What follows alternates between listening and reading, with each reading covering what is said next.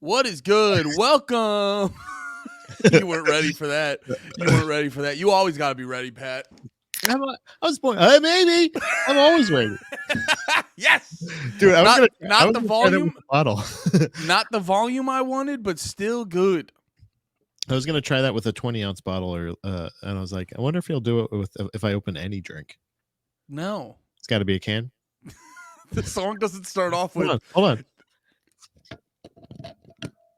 Maybe that's all you get with that. Okay. That's all you get with that, I thought it would be Yeti.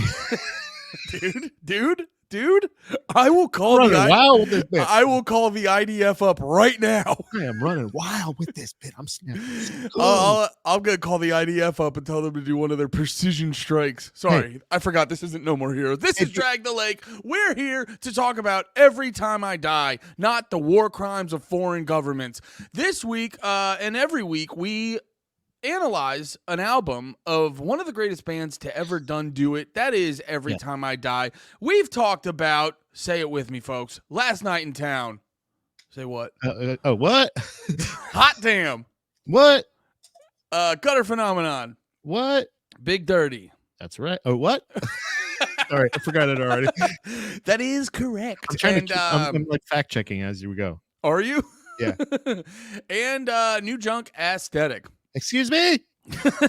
And now we have gotten to what we realized last week is the best album to ever be recorded. We cannot wait to do this one. Our favorite album to ever exist. Dude, we were yearning for this album last week. We were like, oh my God, I want to be dead with this album. I can't wait to be inside X Lives. Anyway, yeah. So we've done all the damn songs. So today we are listening to X Lives by Every Time I Die. And all jokes aside, this is probably my least listened to Every Time I Die album. I thought you said that about the last one. Okay, yeah. You know what? This is probably my second least listened to. But can I be honest with you? Mine too. Yeah. You know what I mean? Like I don't remember hating it as much as a New Junk Aesthetic. I think it was for a lot of people because I think Every Time I Die was riding high for, Last Night in Town was a dope intro to the world. Hot Damn, Gutter Phenomenon, and Big Dirty, they were riding pretty high on that. And then I think this was during their dip. I'm pretty sure New Junk Aesthetic and this album, there was a little bit of a dip, but I would say this album may have gotten the people a little bit more excited because I do think I always forget what's next. Parts Unknown, right? Or is from Parts Unknown, then Low Teens, and then Radical. Yeah. And I think at least it is for me. Maybe I'm putting my own experience onto the world, but I do feel like around Parts Unknown, because this was a new sound for Every Time I Die. It was definitely intriguing, but I don't know if this is the album that gets you kind of hooked on Every Time I Die. If I were trying to get you, it would all depend on the type of friend I have. I'd be like, all right, are they more into, it'd be okay, I have a friend that's in the Chariot, and I also have a friend that's into kind of hard rock, and then I have a friend who's into more punk rock. That would determine which album I would hit them with. So if they're more into the Chariot, I'm hitting them with Hot Damn. If they're into rock and roll, I'm hitting them with Big Dirty. And if they're into punk rock, I'm probably hitting them with fucking Parts Unknown. I would feel like I'm excited because for some reason, New Junk Aesthetic had left such a fucking gross taste in my mouth. For some reason, I just remember really not loving that album. Yeah. For some reason, you're exactly right. This album didn't get my dick hard either. I remember necessarily it was pretty floppy at the time, and pretty much, and I'm blaming it on this album. The reason I was floppy dick for all of 2012 was because of X Lives. Came out in March, and that's early in the year. You know what I mean? So if I'm gonna have a flaccid dick for a whole year, it's got to be the album. That's an early time period to just be flaccid. That's I think it's what the Mayans predicted. Yeah. Yeah. That's what they were saying. Not 2012. When did this album come out? 2012. March of 2012. Dude, did this come out 2012? Yeah. Oh yeah, it had nothing to do with the end of the world. It was just the end of your boner. So I just remember that I can't wait to revisit this album with To get fresh, hard again. clean, beautiful ears and a fully erect penis that I will show you completely on the entire stream that we are showing you right today. No, dude, that's YouTuber a damn. I that's a don't give a shit. Rumble. No, Andy, I don't care. We'll take it to Rumble. We'll take it wherever we need. That's I a will Rumble. show you that I can maintain an erection during this entire fucking album. Are you Googling if I can show my penis on Rumble? That's why we're great co-stars. That's literally what I was doing. Hey, Wait a minute. Can we show full frontal? I'm an idiot. I was literally typing, "Can you show dong on Rumble?" I'm gonna type it anyway. Fuck it. This is my world. You're all living in it. They're not medical there. Come on. Well, drum roll. Wait.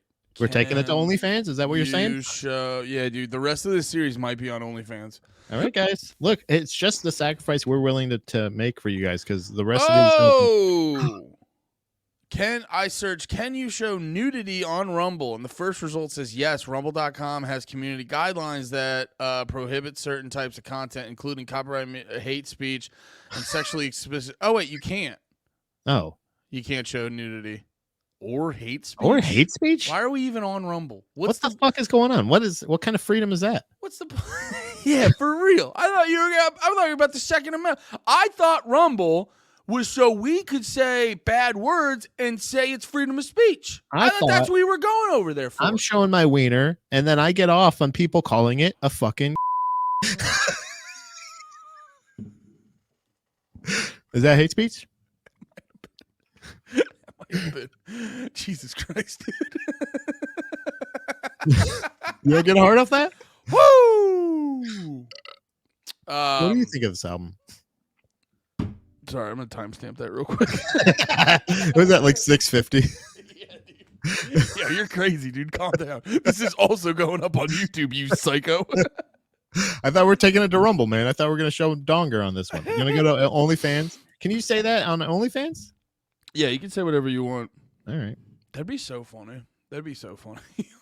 Be like, we're literally, where can we say what the fuck we want?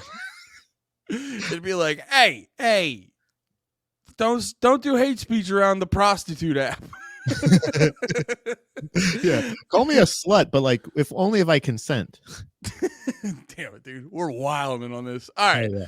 All right, we got a little bit of hate speech out of the way. We got a little bit of we're gonna show you dong later. But what's most important is it's time to listen to X Lives. Yes.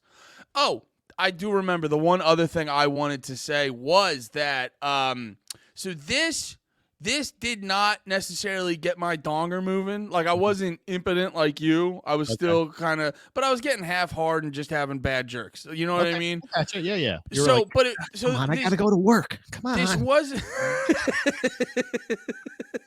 I'm late for work, but I have to finish this. I promised myself at the young age, when you start it, you finish it. It's my life's work. I don't want to let my dad down.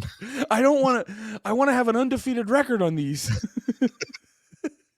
I remember because I told you my least favorite, and there's a lot of good stuff in there, but my least favorite era of Every Time I Die is like the rock and roll era. So when the first release they had for this album is actually the first song we're going to listen to, Underwater Bimbos from Outer Space. The first time I heard that, I'm kind of like sitting here and I'm like, oh, cool, they're doing rock and roll, I'm whatever about that. Maybe I don't really listen to Every Time I Die. And then you hear the like crazy I Want to Be Dead with My Friends, and I immediately go like, oh, what are we doing? Oh, we back to them being kooky little guys? Yeah. Is that what we're doing now? Is that back on the table? Being rambunctious little fellas? Is that back on the table? You fellas shredding? Yeah, dude. You shredding? You're doing a little... I don't know why, but the 2 fingers bothered me. You want 3 fingers? How heavy is the curtain? I just need to know. Moving something aside. Bro. What do you got? Yeah. That feels better. Yeah, but opening a window even? Dude, honestly, if you do that like with anything in life, it's just like wait. Ugh. Oh wait. Oh, it's you got weak things, bro. No. It's down here. It's here. I got one over here. Here. You ready? Yeah, dude, 2 fingers is not good. Also, this is titties and ass too. That's a little weird stuff. That's pretty sick. Sorry. Yeah, dude. I'm getting a stick off YouTube this For- episode. for real, dude. Fuck you. I'm out. Dude, we're 1 week on Rumble, and you're like, dude, what do we do? You wanna show nudity and say slurs? I'm bringing back the motion camera. There's no fucking rules, dude. We're on Rumble. We're free speech warriors. And the way you said that is exactly how, but our energy. We're free speech warriors. Oh, dude, I can't wait to only be selling supplements. Oh my god, it's gonna be so fucking sick. Only selling supplements. We Anyway, are not going to mention anything about any kind of school shootings, though. So let's just get into the album. Absolutely. All right, Yeah, let do what I us did. let us get into it. This is the first song off of X Lives, and the first music video that they released for this album, "Underwater Bimbos from Outer Space." Oh yeah, we're still in the Wayback Machine, so the video quality still only goes up to 480p.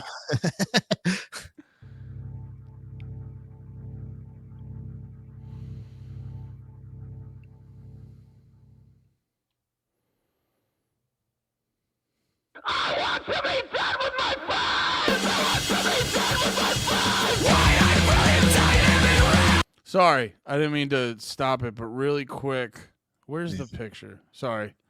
There was the one picture in the beginning. Yeah. Where is Oh. Oh, these are all upsetting. Ugh, why are you doing that? This is actually band.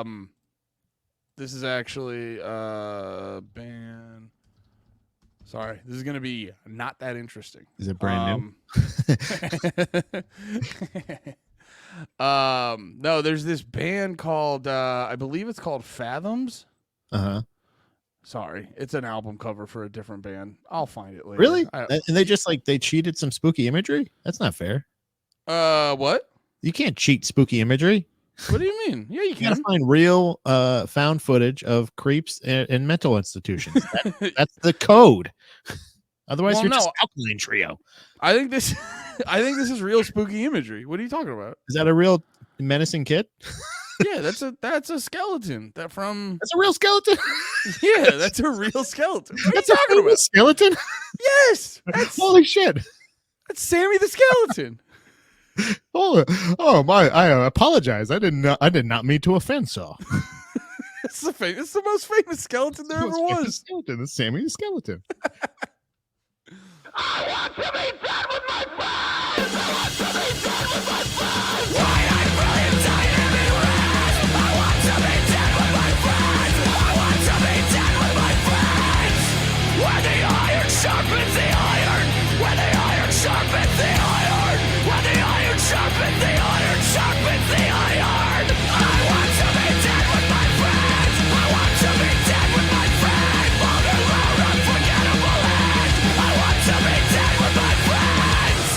Let boredom cease.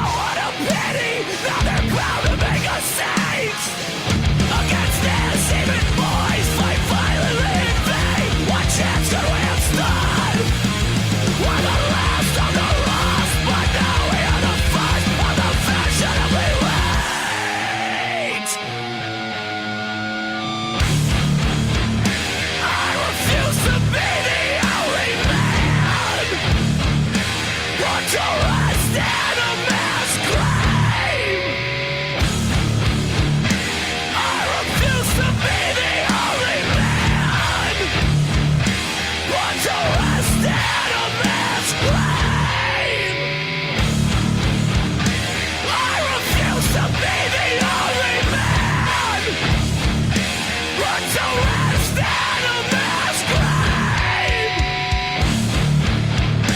You were all there with me. You were all there with me. You were all there with me. There we go. God damn. I forgot how fucking weird that video was. While watching this, I had the pen in my hand, and because I'm like, the second the video started and there was just a bunch of weird, uncomfortable shit, I immediately I go, they have a music video that has a dick in it. And I couldn't remember which one. But now it's clearly not that one. I believe it's the one on Parts Unknown, where the one where it's like, you know, Decaying with the Boys. That one. Yeah. I think at the very end, they literally pie a guy, and then the pie falls. You just see his like tiny soft dick, which is like, I believe. So we're gonna have to be on. Watch on that one. And I think the video of I Didn't Want to Join Your Cult Anyway, or whatever that song's called. It's a bunch of like flashing pictures and shit, and there might be like a titty or a dick in that one too. Titty or a dick, and I missed it. No, not yet, Okay. not yet. Just yeah, but yeah, I forgot about that video. It is upsetting. I think I read an interview where Keith, I believe Keith actually made the video, if I'm remembering correctly. I think he either edited, I can't remember if he like compiled all the footage and then edited it, or he was just like, here's a bunch of footage. Like, but he definitely compiled the footage, and he said he was like, it was not an enjoyable experience. I mean, if I may, Pat, so hard. Make those videos silly again, man. What are you doing? This is one of those videos where there was so much weird and to be honest with you, weird, very crazy imagery, like real imagery, and then also like movie scenes. It's kind of like maybe that's part of the short film that this young man put together for the band. But like, dude, I love the mix. I love the song. Great song. Also, just throwing in a little bit of like live footage of them performing at the end is kind of like, what? I don't get the.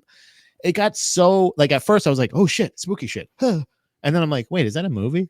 And then I go like, what's going on here? You know what I mean? Like, I'm just kind of like, none of it makes sense. And then they're just like, also, here's us playing a live show, and it's like, oh, all right, well, I got to tell you, don't love the video. I want them to be silly again. Just go back to silly, please.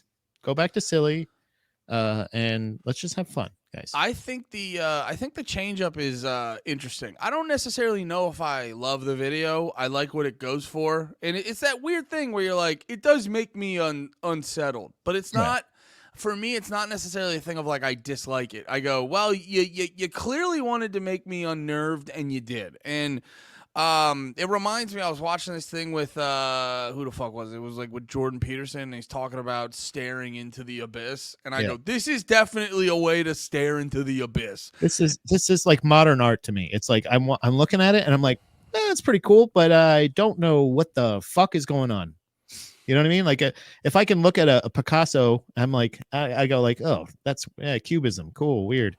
But if you look at another thing, you're like, oh, that kind of looks like flowers. You know what I mean? Like I need a little bit of. Can I say this, Pat? Huh? When you go, I don't know what the fuck's going on. Yeah. I don't necessarily hate that, because I've talked about this a lot of times when we're talking about listening to mathcore and shit like that. Yeah. I gotta be honest. I don't know if I fucking like mathcore sometimes, but like I'm happy it's happening.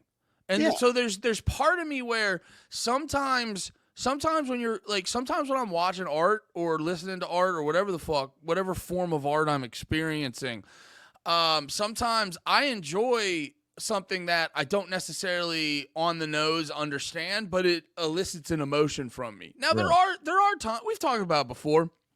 The easy one to go after is like, there's a lot of avant-garde jazz music that you're like, dude, fucking 4 people met in a room, did something on their own, and then you guys said it was some fucking music. Yeah. So, like, obviously, don't get it twisted. I'm not just trying to fucking make lemonade out of some shitty lemons or anything. There are times when you're like, you didn't do fucking anything. Like that video of Yoko Ono being like, "This is my next piece," and she's just like, "Ah!" You're like, "Yeah, no, you're an asshole. Like, fuck you, lady. You're a fucking asshole." But I don't know. I think with Every Time I Die, with what we know about Keith and with what we know about all the boys in the band and sort of the effort that they put into things, I think there is definitely some sort of meaningful intention with this. And also, if you think about it with the context of the previous albums, it is kind of interesting because the three albums before this are very clearly them being like, "Hey, maybe we try to get into the mainstream a little bit." Yeah. And then they're like, "No.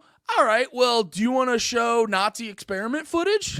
It is like that part of it is like such a bold 180 in my opinion. It is kind of ballsy to go from having like 3 rock albums to just being like, "You want to look at this guy get hung?"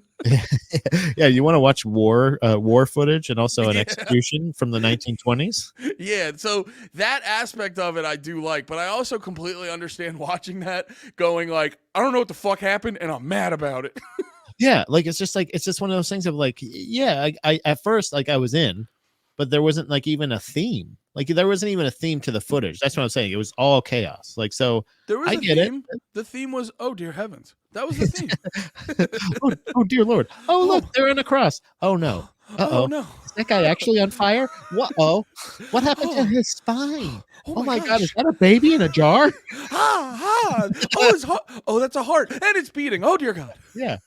That like if that doesn't get us kicked off YouTube, I mean, you know what I mean? Like I don't know, but That's it was on art. YouTube. It's very art. Yeah. So, No, but it's fair. But that's the risk you run with art. Is some people go, well, because there is a thing too with art where, I'm like, yo, do your art however you want as long as you accept the valid criticism of it. Because a lot of times people will do their art and then they'll be like, well, you just don't fucking get it. It's like, no, you might be a little bit too heady on this shit.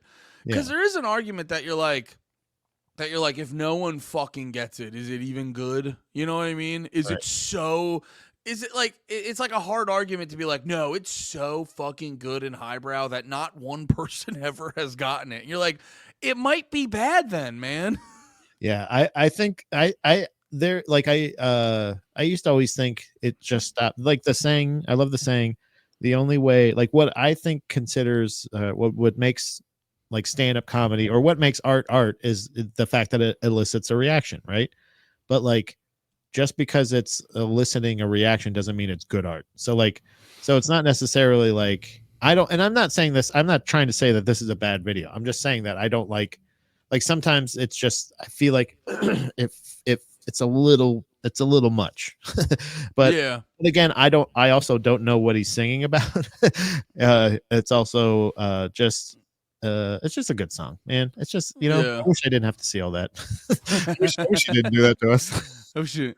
Hey Keith, maybe take another bath. I wish you didn't do that to us. Yeah, like I feel like there should be reaction videos to, how like people used to film themselves watching Two Girls One Cup. They should watch themselves film themselves watching. I mean, we just did, but we gotta send that to one of those YouTube channels where it's like 4 black guys sitting around watching videos. Yeah. That would be so sick. When it gets to the iron straps and Zion, they'd be like, okay, all right. And they're just like, but what the fuck is this shit? Like, just at the end, they're like, what the fuck was that? Is this like Marilyn Manson shit? And then they show like Andy and the boys on the stage and they're like, wait, they're just like normal dudes? Okay, all right. I thought they were like Gwar. And they're like, wait, how do you know Gwar?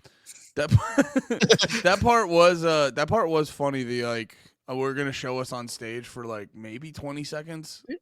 That's the only, like, literally, if I'm gonna say, like, look, you got the spooky imagery, you're pulling a hard R Alkaline Trio, you're going big time with it, but like hard R Alkaline Trio, I guess hard line, I guess, I don't know, like you're going hard edged Alkaline Trio, not just spooky, but like you said hard R. I know, I didn't know how else to put it. I was at a loss for words. I'm sorry. Yeah, man. You know how Alkaline Trio says the hard R, not the A? Yeah.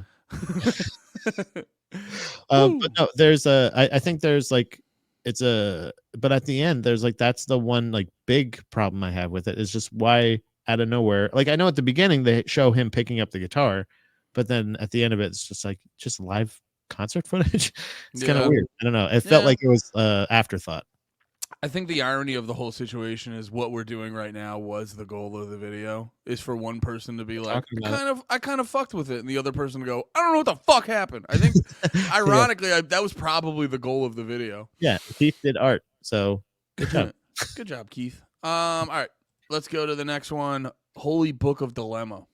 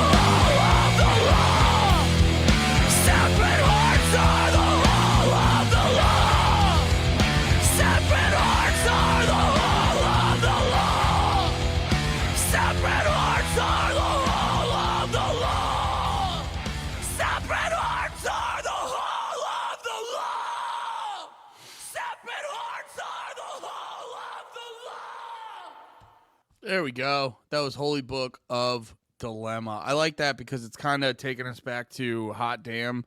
Sort of has a feel of, like, especially out of the gate, sort of has a feel of Romeo a Go-Go, where it just starts off with the, I don't know if that counts as, like, blast beats, cause, well, I guess it, like, to me, well, I guess there's blast beats, and then there's, like, from a drummer context, there's gravity blast beats, because there's the first type of blast beat is when you kind of go like snare or hi-hat snare, where you're just going da da da da da da da da da da, and then there's the other type where there's gravity beats where, well, I guess you don't necessarily, whatever. Yeah, you're just kind of pinching the stick and you're kind of got like rolling it on the well, side. yeah, you do. Well, this is where you bring out the two fingers again. You get this like So you you're get doing this. Yeah, you get this like you get. Drumming. Well, Andy, we're doing a drum tutorial, bro. the sticks would be in the wrong direction like that, If Pat. I put it like this and then I like wait. Okay. Let's play the drums. Let's play the drums. I mean, Pat, that's getting us horny as hell. I'm So sorry. Let's play the drums. I'm sorry. No, it's like a thing where it's like I remember when I used to play the drums regularly, I would try it and you would like catch a groove and I the most I would have it would be like a couple hits. Yeah. But yeah, you like find the sweet spot and you get your hand in the right place to catch the rebound and the snare's going like da da da da da da da da, and on the hi-hat they're usually hitting downbeats with the hi-hat and shit like that. So, but this is still, I guess, blast beats in the more traditional sense, the same way as Romeo a Go-Go is. And yeah, it's just kind of the chaos of Hot Damn lives on this album. And Yeah. I that's what I enjoy about this album. Yeah, it has all my favorite parts of like of older Every Time I Die being added to new like riffier Every Time I Die, the bone like how it so one only note on this song is again, you didn't stick the landing. Dude, a fade out in a song bugs the fucking ever loving shit out of me because almost always, and like anytime a band does that on an album, I go, first of all, how you do that live? do you just turn your instruments down as it goes and then just Keith just screaming at the end? Like I wish, not that you have to do it the exact way you do it on the album live, but like I would like to know that you are able to do this live. So if the band is playing, and also the song is like, you can hear the double basses fucking coming in, and like the dude starts rolling with it, like going faster. Like it sounded like they were just jamming on it, didn't think of an ending, and they're like, well, just fade it out and just have Keith scream. You know what I mean? Like I hate. Yeah, I just the hate, fade it's just a out, pet peeve of mine of any band personally. the fade out, the fade out on the album is weird because, like, well, so I think bands used to. I think it sort of became a thing because back in the day when radio was much more of a thing, you'd Yeah. have like a long that like if you go listen to old songs that were coming out during like the heyday of radio and shit, you actually will notice the ending of it is usually with, you know, there's like the ending of the songs without vocals kind of go on way longer than they do now, and then you'd have it fade out. And from what I can tell, I think they did that so the DJ could transition from song to song smoothly. Yeah. Now, especially with a band like Every Time I Die, the fade out doesn't really make sense. And a lot of bands that do I always like rolled my eyes at the fade out because I was like, well, you're clearly not gonna do that live. So like every band's just gonna end with hitting like a little like banana or da da da or whatever the fuck, whatever rhythm at the end. So you're almost just like, just do that. Now with Right.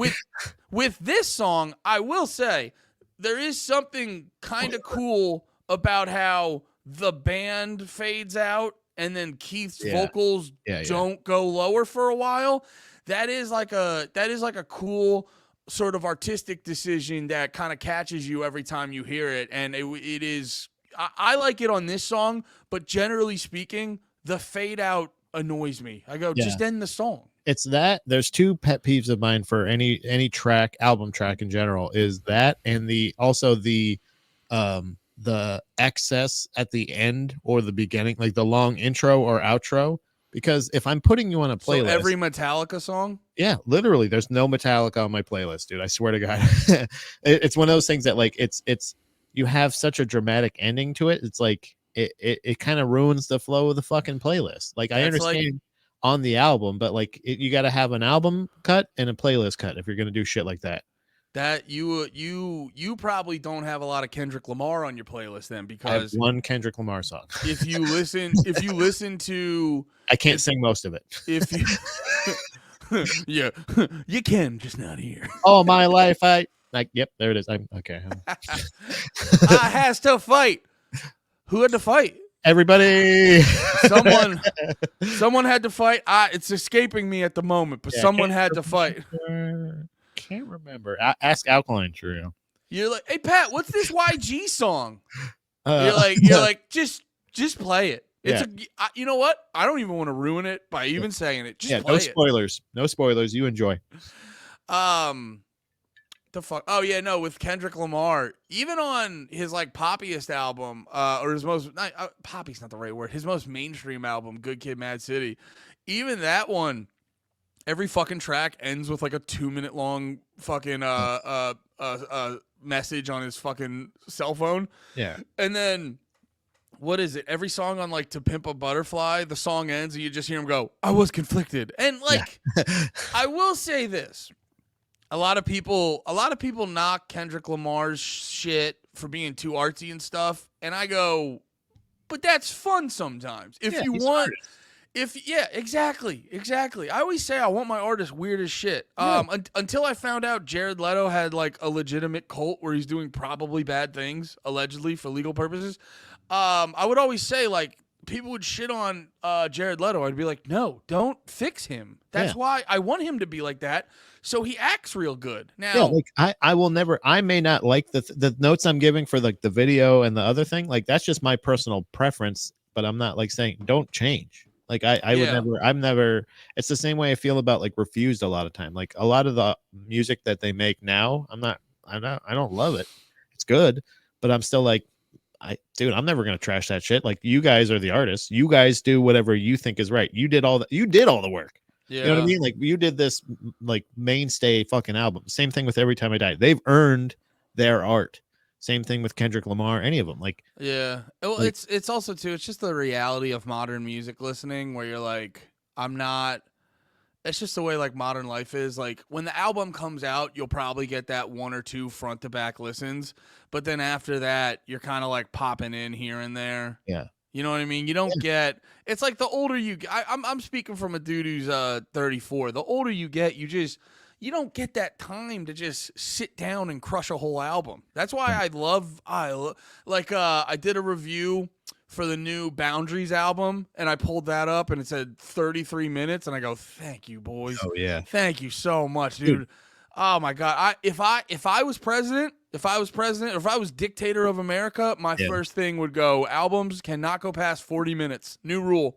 yeah, dude. I think that one of the things about NoFX that I love is that none of their studio albums went over 30 minutes, and it's like in and out. You get in, you get out. Whether you like it, it's over. You love it, listen to it again. Yeah. You know what I mean? Like it's kind of it's digestible. Bro, And it they don't might- have to do that. They don't have to make their songs digestible for us. They don't have to make their videos understandable to the layman. But can you just be silly again? You know? Can you be silly? All right. I think that's what broke them up. They got rid of they stopped laughing. So funny. All right, next song, A Wild Shameless Plane.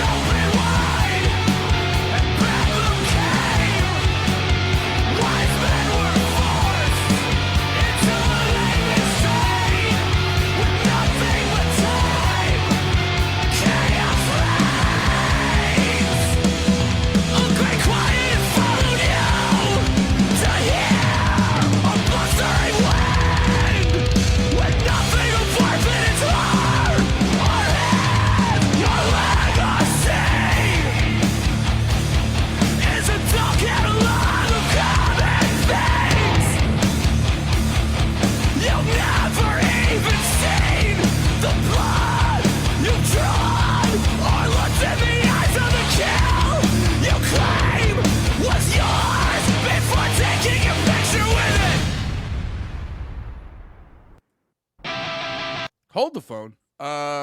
There we go. A Wild Shameless Plane. I liked it. Maybe should have waited till later in the album. That Yeah. for my preference, probably not the best bet for third song. But Too if many- that was where how many songs do we have? We got about 14 on 13? Should My playlist here has 14. Oh. Might be a bonus track. I know we got 2 last time. Yeah, no, I thought that was a really good song. I enjoyed. It was sort of like Every Time I Die doing a style that they don't normally do, but adding their flavor on. It was very fun. I liked the and you know they kind of had a few effects on the song, but it didn't really take away and make it kind of like feel too abstract or whatever. But from a album structure standpoint, I feel like something like that makes more sense post 7 or 8 songs. Yeah, I think there's 14 songs. Wow. I don't know why I have 13. That's crazy. Are you a stupid idiot? Oh no, I'm checking my notes. I am a stupid idiot. That's what it was. That's my bad. Okay, so no, It's so funny to think you wrote that down. I did write that down. No, I think there's I think you're right, because like I think what I'm discovering about this album is they're challenging us. and on every song. Every song is a challenge for people listening to it, because now I'm learning this. I'm not. Look, I'm a dumb guy. We all know that. There's no secret. Wait, I'm not, wait, guys. wait. That ain't Stop. breaking news. Stop. Shut the fuck up. Okay, What? that's fact. What? That's in the What? constant goddamn tuition. Pat What? George is fucking tarded, bro. So I need you to know that I am being challenged by it. Like this one, the structure of it, I can't fucking bang my head to it. I want to groove to it. It's very deceiving. It sounds like a fucking groove song, but they're like, It's more of a sway. but even still, like you're like dum, dum, dum, dum, dum, dum, dum, dum, like it's not even. Why do you turn every? You really got what's the thing you were talking about on pirate ships? They sing. Oh, like a shanty. You really got shanties on the mind, dude. Oh, You're no, like no. you just hear the song and it's like Well, this one is like, it is like that. It's got that weird little skip to it. It's yeah, not, it did have a little. Well, that's what I was saying. It had a little bit of a sway to it. yeah. So like it's each thing is challenging That's a song. That's a song you get a beer to, and while you're getting the beer, you're like, all right. I can't don't hate dance. the song. Again, I don't hate it. I can't dance to it, but all right. Yeah. I always wonder. This is a very weird thought, and we can talk about this obviously throughout the album. But like songs or bands, like Every Time I Die, and let's just say any other like metal, hardcore band in general. Your goal, essentially, as comics, our goal is to make everybody laugh at every joke, every reference. They get it. They love it. My goal is to make them think. You might be doing your. You might be no. You might be doing your. You might be doing your cute little jokes. I'm trying to make people fucking think. I'm just trying to get some yuck 'em ups. That's all. The yuck 'em ups, cash a check, eat some wings, go home. Woo! But I feel like in general, like a band like that, you want each song to like connect and get people to fucking rock and love, right? Like, is that, or do you want, like, do you think we're getting into the art era where they're like, I want this song to make them think, because you can't dance to the song. You can't. There's no. What are you gonna do to this? Like literally, I don't know how you. What are you gonna do to this? Fair enough. I think in a sort of in a. What's the word I'm looking for? If we're just looking plunder for booty. Is that what you were gonna say? That is what I was gonna say, Pat. Thank you, brother. We finish each other's booty. I was hoping you would say booty. Holy shit, sorry, man! I apologize. No, so yes. Wait. Yeah. Is this free? That's crazy. This is free. No. Yeah, I guess maybe in a vacuum on its own, if I had to go do a whole concert of this, but I think at the same, and this is why I think if this song was like the 7th song and it had the vibe of like an interlude song, it would make more sense for me personally. Like I think Run the Jewels are the king at this. Biracial rap. They're the kings of biracial rap. No, Run the Jewels, they're the king at album structure. And it's kind of funny because every album almost has the exact same structure. Yeah. Yet they really don't divert from it. And it's such a good song structure that it just works every time. So basically, like what they do here, I'm pulling up like Run the Jewels. Yeah, Run the Jewels 3. They always have an intro song that kind of like gets you ready for the album. And then the next 4 songs are pretty big and hype. Yeah. And then the next like 3 or 4 songs are a little chiller, but they're still like grooving pretty hard. You know what I mean? They're still big like sing-alongs and shit like that. Yeah. And then they get to their softer songs where they kind of get serious. They're not talking about fucking, going to strip clubs and getting money and bitches and shit like that. They get they're not singing about their fucking dick or whatever the fuck. And so they get a little bit softer, and then they kind of get big. And usually like the last 2 songs, last 2 to 3 songs are very deep and inspirational and shit. So you just had all these like big emotions, and now let's like ride off into the sunset. And I think that's like a good pacing for the album. So that I think that's why, while this is a good song, number 3 is a very poor positioning for it. Yeah, I feel like so this is a question I guess I'll put out to every band. Maybe any band watching this, can you answer, do you write songs as pee breaks songs? Like, do you have songs that are like, let's write this one that like is a good song, we like the song, but we know it's not necessarily going to get anybody's dicks hard. So like this song might be hey, this one is, you can go to the bathroom, go get a beer, you know, we're going to play this one for a couple minutes. They do. I bet you they do. Like performance wise. Yeah. Think about it from a fan standpoint. Yeah. Like, I remember, if you loved every single song, you would be like, I can never look away from the stage. Well, like, do you remember when we saw fucking, like, dude, I'm wearing their fucking hoodie. I'm the biggest fanboy of them, but, Kublai Khan, I salute them too now. They were a song where like every single song, it was the energy of like, I want to see you fucking kill each other. And you're like, I'm so tired. I'll try, Matt, but I'm tired. Is anybody still alive? I feel like I've been killing people this whole time. Oh my God, I killed so many people. You guys are doing like a 30-minute set. You're not even closing the show. I feel like... yeah, I don't want to let Santa down. So yeah, maybe they build these into their sets. Yeah, it would be smart if they did that intentionally. And maybe that is the truest intention of the interlude. Maybe the interlude was like, hey, we're gonna rest a little bit. We're gonna let you guys rest a little bit, but then we're gonna. Oh, maybe. Damn it! Oh, I did it off mic. That's not okay. Good. But like maybe they're like, okay, this is the chill out zone. This is your time to rest, young babies. So enjoy this weird time signature, and you know, crowd surf a little bit if you want. Get some air.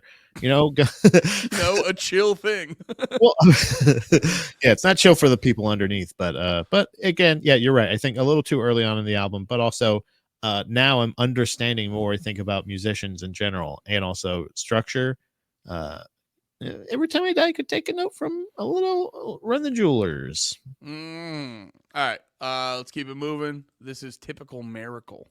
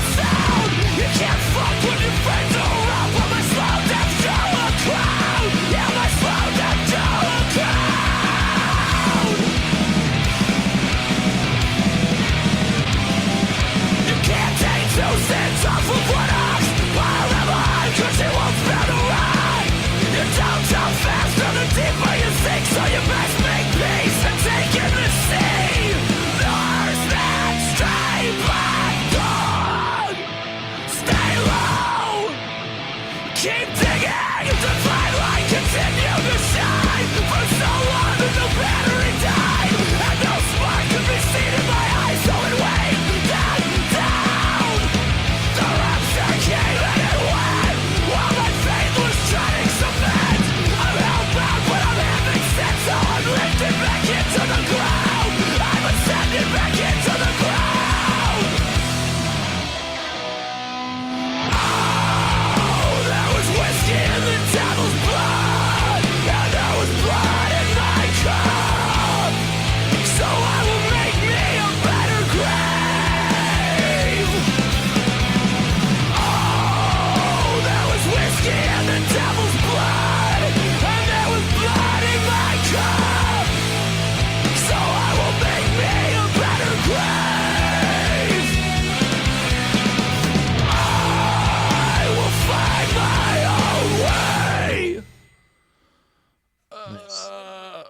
Okay, sorry.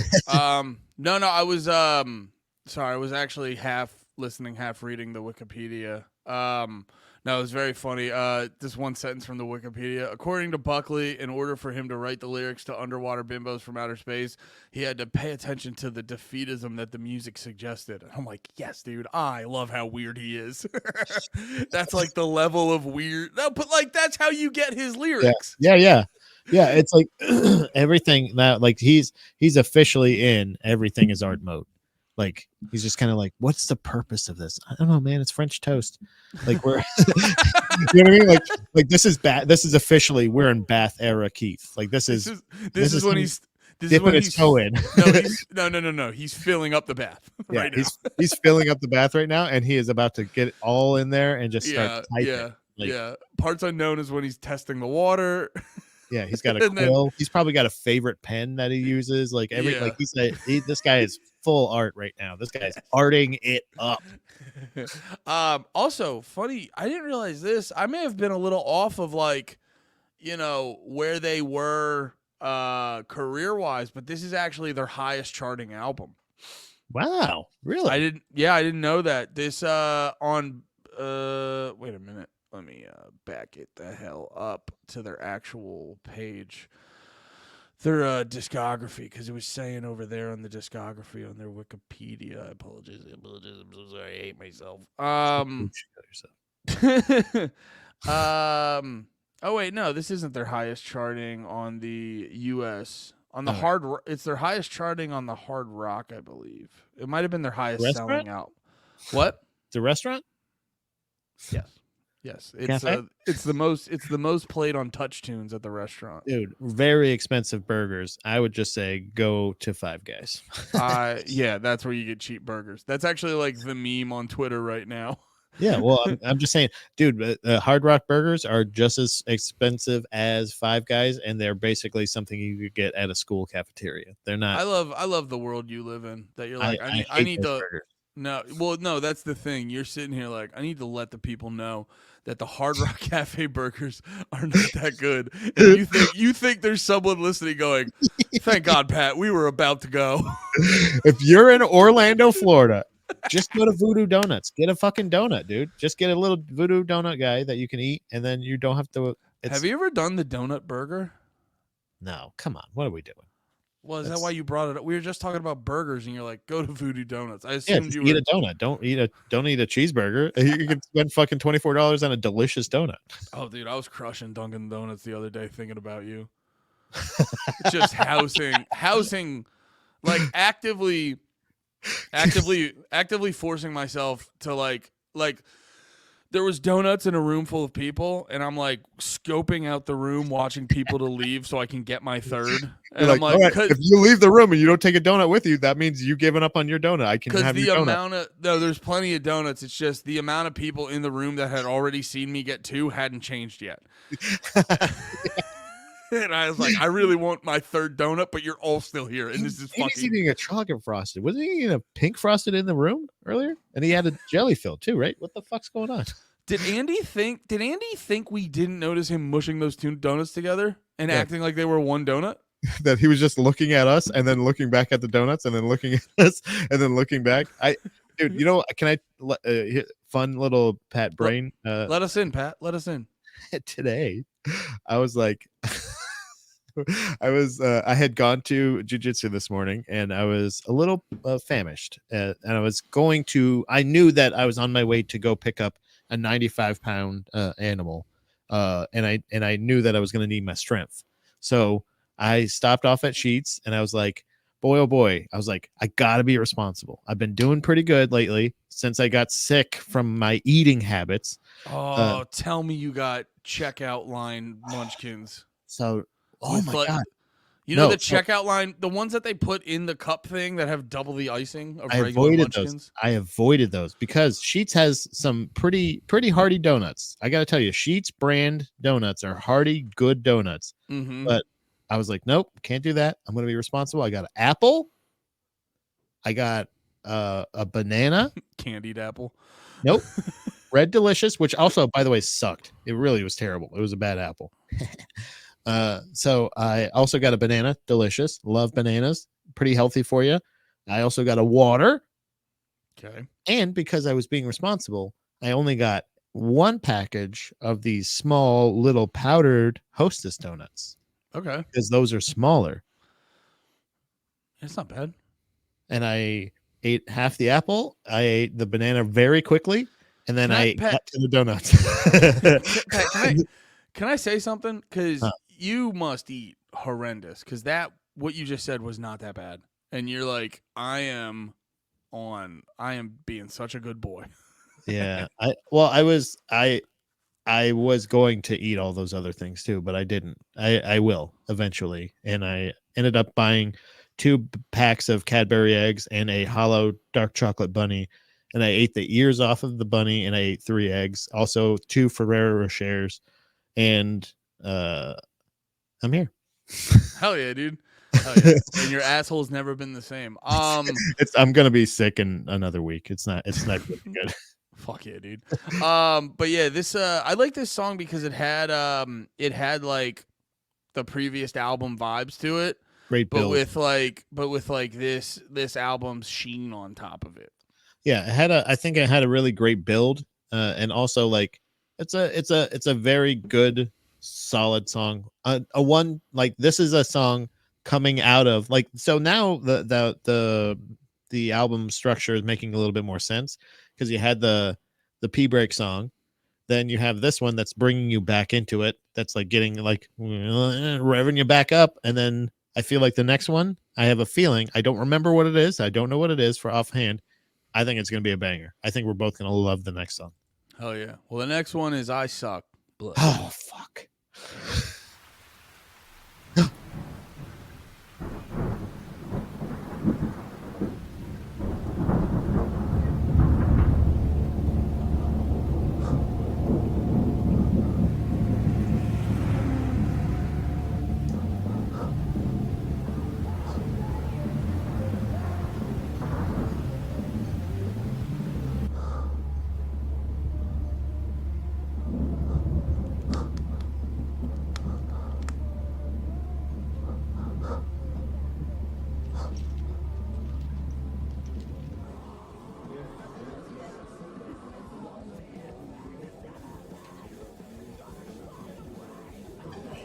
Bye.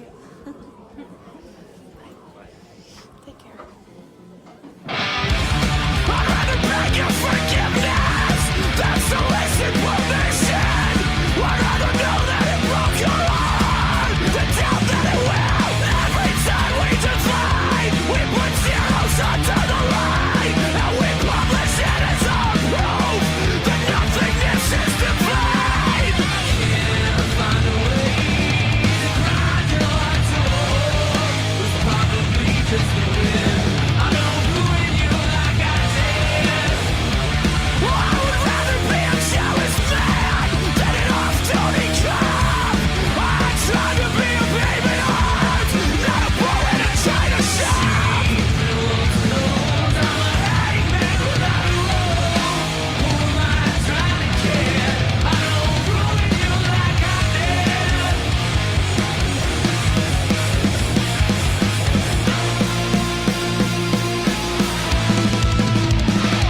When you live your life being scared to death, then your mind and the will be wounded. You spend your nights being short of breath. I'll keep these shadows moving. If only you could see me now. I'll take what I can get, even if it's a straight-in orders. Hold your fire. What do you take me for? What do you take me for? Did you think I could garner attention with tact? What do you take me for? What am I trying to prove? What have I done to you? Left at the altar and asked for a bed. What did I expect you to do? Give me an audience. Black lover's eyes. I have hundreds of costumes, but not one this guy. places everyone fades out. I'd rather beg your forgiveness than solicit permission. I'd rather know that it broke your heart than doubt that it will.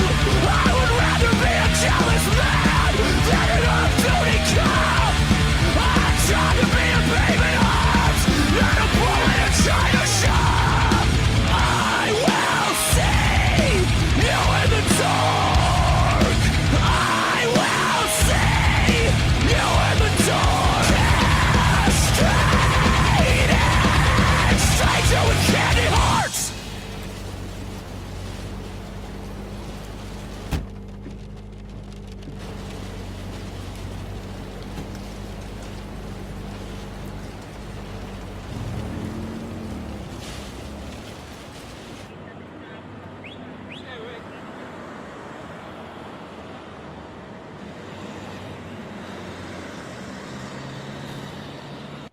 Huh.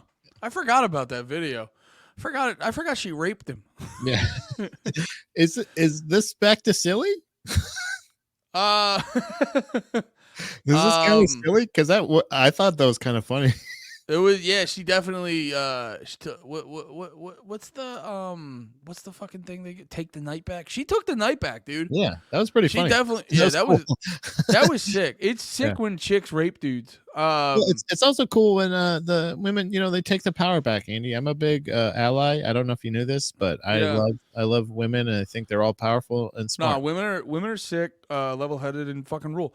Yeah. And yeah, no, I like that video. I'm gonna do what that guy did because then it'll end good for me, right? That's the message they want you to get is do what he did. Yeah, I think that's It's Yeah. really funny. It's really funny to end the video with the band consoling the peeping Tom. Yeah. That's what I'm saying. Like I was like, wait, was that supposed to be funny? That was silly.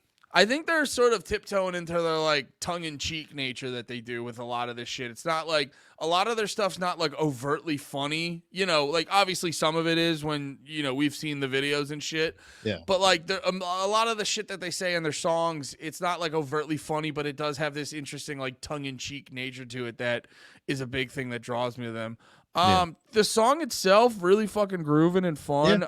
Video is interesting and unnerving, which seems like a theme for this album.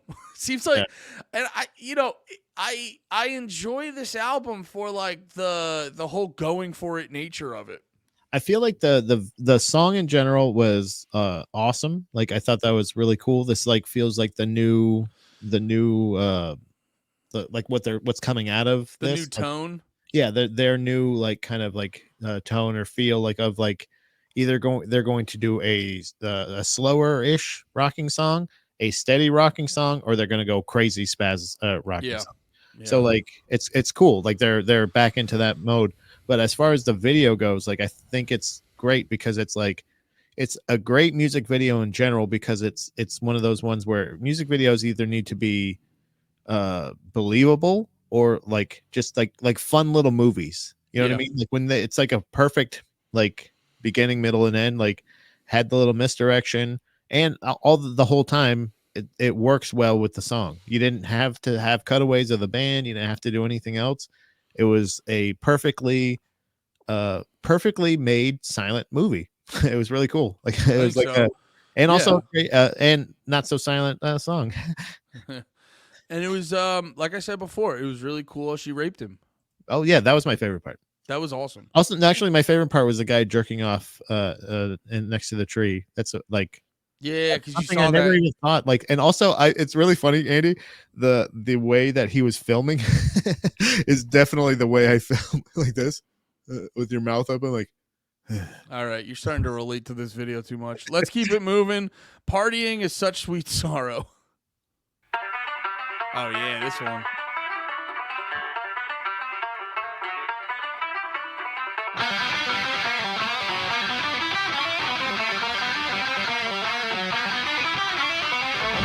At the bottom of the first drink, I found my nerve. At the bottom of the next one, I met my girl. At the bottom of the third drink, I found the fourth. At the bottom of that one was a Trojan horse. The carrion demons who brought their pride. They tempted darkness where I lost my mind.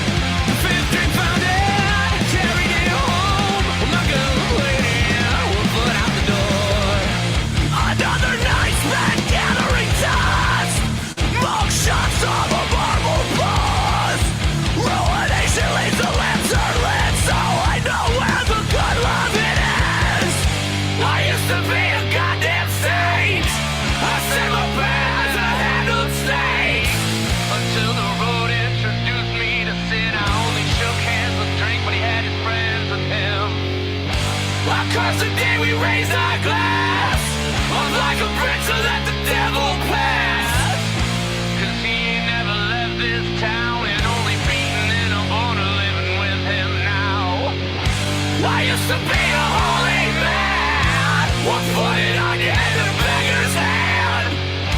Oh, now I'd rather not believe. How could a man I've never met be so cruel to me? At least I'm in good company. At least I'm in good company. I'll drink to that. Oh, I'll drink to that.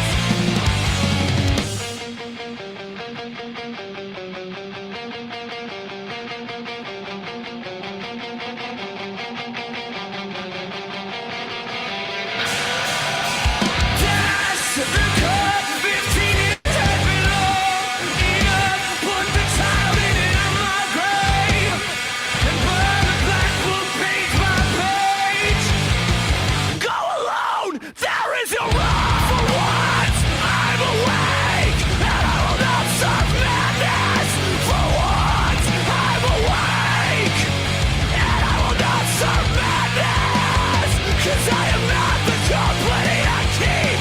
I am not the company I keep.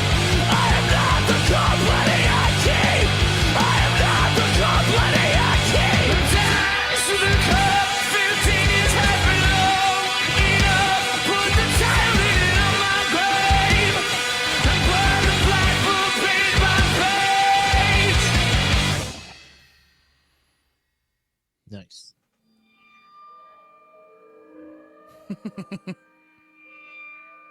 That's funny. I like that. You like that part too? It was cool. You know what stuck out to this song to me? Very cool, very sporadic, or very chaotic, all over the place, sort of stylistically, because it starts off with a banjo and it feels like it's gonna be more rock oriented, and then it's just like hits you with weird time signatures and all this other shit. I bet you, I don't know if they really ever played this live, but if they did, I bet you this one was hard as shit to play live because it's Yeah. just so fucking. It's very compared to most of their shit. It's very weird and all over the place. Yeah, this is I love we love each of these albums, finding out the features in each one. This one's featuring Steve Martin at the beginning, playing the banjo. And Oh, really? Yeah, it was Steve Martin. Don't be Um, a jerk. Don't be I'm a not. jerk. That was him. Was it actually Steve Martin? Yeah, absolutely. Yeah, You're he's being- good friends with no. Steve Martin. No, you're being a jerk. No, You're you being a Google, jerk. you got to Google it. You'll find out. No, you're being a jerk. I'll text no, Keith. Hold on. I thought they could have sampled it, you fucking asshole. You're right. You're right. That's my bad. But I feel like this turns from something that I do not love to something I love pretty quickly. Like the banjo part, the chaotic part at the beginning. I like the party in the weekend, like that part. I'm like, oof. Like I You don't remember like the that? first time- no, when the first time I heard that, I Really? remember going like, yikes, what is this? And then it goes to the like that part, like, and it's like, I was like, oh, okay. Like it, like that was pretty cool. Like it like Huh. quickly takes a left turn, and I up until that point, I'm just kind of like, oof. Interesting. That's Yeah. weird. I look that beginning goes so fucking hard. Yeah, it's just like because you get to hear Keith sort of singing a way you never really hear him, where he goes at the bottom of the next one, I'm a honor. At the bottom of the next one, I'm a like you just kind of get to hear him sing in a way he doesn't really sing all the time. And then when the song actually don't giggle at me like that. When the song It actually just reminded me of Cotton Eye Joe the way you sang it. I'm like, no, where did it you're come being from? Where did you go? no, you're being nasty with When your I- representation of this. Oh, and I'm woman. the name is That's- about below. You're nasty. You're a nasty woman. You just put a little Um, stank on some Adam Sandler. You're You're so disingenuous. You're so nasty and disingenuous. No, but I thought it grooved, and then when it comes in, and he's still kind of singing straight, Yeah. but then like the guitar's chugging along, and they're hitting with like the double bass on the drums. I thought the beginning of that song fucking rips. Yeah, I thought like the spazzy banjo and guitar part in the bottom of the like that part I don't love, but it goes in like That's right in- after that. Yeah, That's so interesting because you're wrong. So the next, the next song, It's called The Low Road. Has You No really Exit. got Steve Martin on it? That's not wow. So disingenuous. Sorry, I This- didn't know if You're, that was- no, you're fake newsing me. Shut up. Who was just You're talking fake- just now? I couldn't tell. I Yeah. was Hey, no. Huh? It was obvious it was you, right? Right? It was obvious. pound off in the comments. That was crazy how wrong you were. Wherever I go, there too shall be grief. I love shouting on me tenderly. They can pray for a hollow man. Such poor loyalty, what elegance. Inspired lust and a languid tongue. Gave blood. Tell me where there once was none. So I burn the bread shit and taken to leave. Each one, she's all I have left. Say love me. Say love me. Better off behind your back. Then wait, don't wait. It's violent, yet supporting cast. From the cradle to the grave, it has been a walk of shame. What did you think that your absence could bring? My heart it bursts with cavities. A spark could arouse the sadness I've seen. The beauty is like she's with me. Flaunted indifference is cheap cologne. And speak of me in formal tones to the gutless dogs that have cried mutiny. Know this, ruled with grief, I'm richer than king. From the cradle to the grave, it has been a walk of shame.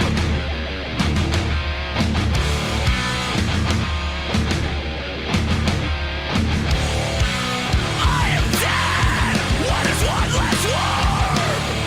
Seconds off of a prisoner's storm. This is hell. You brought a candle to burn. I am dead, and you have marked my words.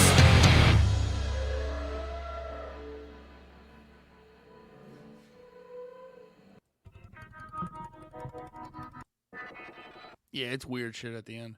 Get the Um, fuck out of here with that, guys. What are you doing? I don't like this.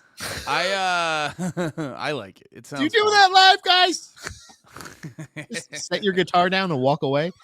This doesn't follow Pat rules. I will say this actually. I've seen things like that. So Do Nothing Wrong band, Dance Gavin Dance. Right, they- You know Band clean record, never had one. how we hiccup like to call whatsoever. him, Dance Gavin, clear of all charges, Dance. Flawless victory, Gavin Dance. Could never do nothing wrong, Gavin Dance. No, I've seen live footage of them, and they will actually play. It's a little more involved than that, but it'll actually be sort of like these. You know how you hear the lo-fi, whatever the fuck's music? It's like slightly more involved than lo-fi music, because they're not a real like talking in between songs band. Yeah. I can see So that, yeah. so they finish up their song. They have this like lo-fi music play for like maybe a minute. Hey guys, and then they our lawyers and say, then they go into the next song. our lawyers say that we can't really say anything, so we're gonna hit this next. No, So- they've been doing that before we found out their awful secrets. I think Uh, you know how you were saying this the last song. You're like, I bet this is hard to play live. I bet this song's harder to play live than that last song. Yeah, maybe. I thought it was interesting. If you really listen, this last song we listened to, "The Low Road Has No Exits," it's probably the most straightforward structure wise of an Every Time I Die song. Because if you actually notice, it was funny. They had like the fast part and then the and they were like, "Yo, that's so fucking cool. Do you just want to play that over and over again?" Yeah, do you want to 'Cause play that- a little bit slower, a little bit faster, a little faster, and then really Well, fast? I was like realizing that listening to the song, because like when they hit right after when they hit that first sort of like that part, I'm like, that's cool as fuck. And Yeah. so I started like listening a little bit closer, and I'm like, oh, they just did that over and over and over. And then they had like a short verse, and then they're like, you want to do that original part over and over and over again? And it kind of worked because it was just it was such like a long musical phrase that it worked easy repeating it a bunch of times. This album is all art, baby. It's all art, no fart, my friend. But I gotta tell you, that half the length of the song fade out, I don't like it. It seems like it's filler. That seems like filler. That doesn't seem like art anymore. That's getting to the part of the modern art where I go, what the fuck are you doing? All right, Yoko, let's go. Come on. Wrap it up. Yeah, wrap it up or wrap it in. Like put some poetry there or something. Like do something. You know what I mean? Like you're just sitting there. Like it really does seem like you fucked up. It really does seem like you accidentally didn't clip the end of the song or didn't fade it out or something like that. And you're just like, no, we like the spooky noises. Like, all right. Yeah, maybe. It's hard to tell. I know from a listening standpoint, you are like, all right, I kind of want to hear the next song, but Right. you know, I give Every Time I Die the benefit of the doubt. Probably from their perspective, they're like, no, this rips. I wouldn't. Yeah. We gotta hit 45 minutes. The record label says we gotta hit 45 minutes. We're only at 43. Well, just fucking put some feedback on the end of that one. Dude, I swear bands do that sometimes so they can meet like a half hour. I don't know if there is like a limit. I don't know if they have to be like the label says we gotta have 27 minutes. You know what I mean? Like, well, if you think about it, like I don't know what goes into like an album like the contract for an album or whatever the fuck. But like, let's just say theoretically part of the contract is 30 minutes. Like we need at least 30 minutes. Like, yeah. And then you're done making. Can you imagine like, you know, you're doing all the fucking process, you slaved over it, you're like, the music's perfect. And then it comes back and it's just, you know, like 28 and a half minutes. Yeah. You're like, oh. Dude, I'm telling you, like if we're in a band and we're doing that and we need a minute and a half, I'm turning to you and going, you want to do a minute and a half of bullshit filler? Hey, you want a noodle for a minute? Yeah. Yeah. You want to do something? And you're just going, yeah, exactly. I'm doing the hell out of that. Yeah. All right. Let's keep it moving. We got another music video. oh, god damn, these boys. Yeah. We got 3. They don't normally do 3. I wonder if there's any grape in this one. I did it right. Maybe. This one's called Revival Mode.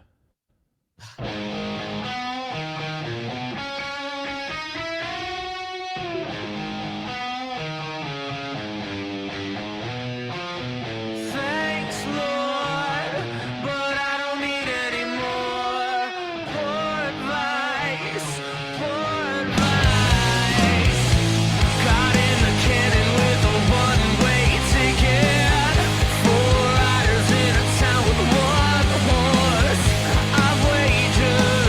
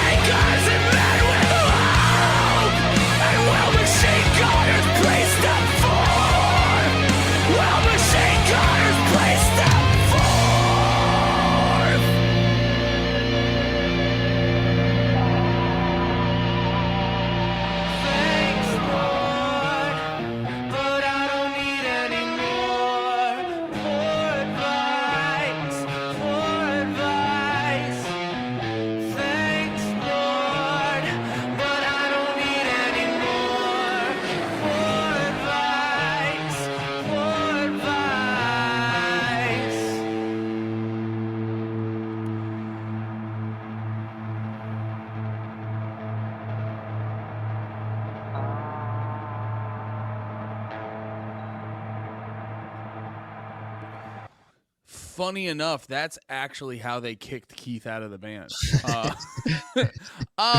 I'll say this. I like the song. I like the change up of vibe. I always like when like a hard band kind of throws one of these in the middle of the album. Yeah. And this is a similar problem I had with the last video we watched for I Suck Blood. Like I said, it was really cool when she raped the guy. That was sick. That was good, but they're very good idea men, but like they're clearly trying to have sort of like a cinematic horror movie vibe. This is what I wrote down. And like execution just because like I like the idea there. First off, I'm gonna have a little bit of Pat autism on music video timeline. First off, why are you spraying clean the gloves? That didn't make any sense. Yeah.